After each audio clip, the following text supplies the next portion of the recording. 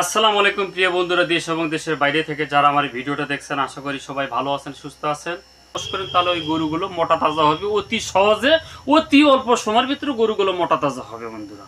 তো আজকের আমি ভিডিওতে আলোচনা করব গরুগুলো এই ইনজেকশনগুলো আপনারা কীভাবে পোস্ট করবেন হাতে কলমে, নিজে অনেকে ইনজেকশন গরুকে করতে পারেন না।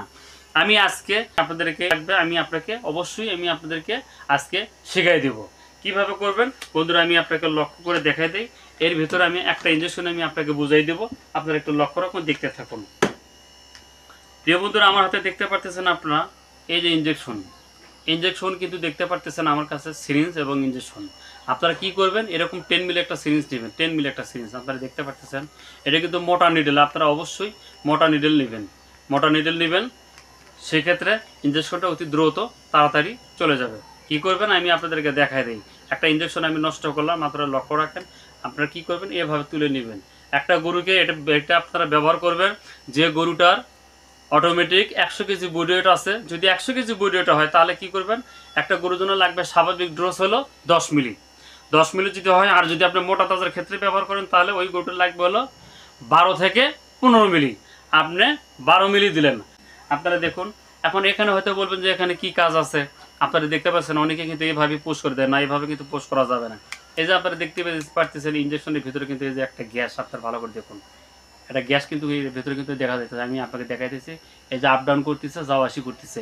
এই গ্যাসটা যদি থাকে, এই গ্যাস অবস্থায় যদি আপনার গরুকে যদি কখনো আপনারা ইনজেকশন পোস্ট করেন তাহলে কি হবে, এই গ্যাসটা ওই জায়গাতে যায়, কি হবে, ফুলে উঠবে। ফুলে ওঠার পরে ওখান থেকে ইনফেকশন হবে, ক্ষত হবে, ওখান থেকে একটা ঘাও সৃষ্টি হবে, ওখান থেকে গরুর ওখানে মাংসটা পচেও যেতে পারে।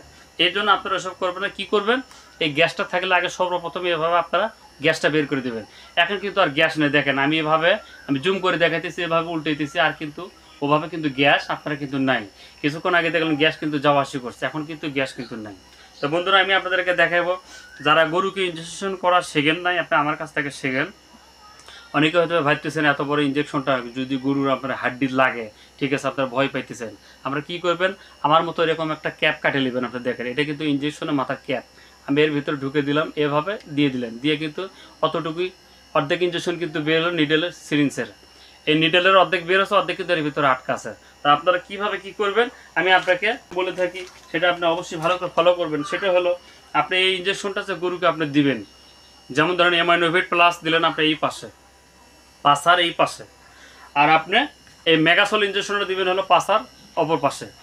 দুই পাশে দুটো আপনারা দিয়ে দিবেন। যদি 12 মিলি করে দেন তাহলে দুটোই 12 মিলি করে দেবেন। 100 কেজি বডি ওয়েটের জন্য আপনারা কি করবেন, স্বাভাবিক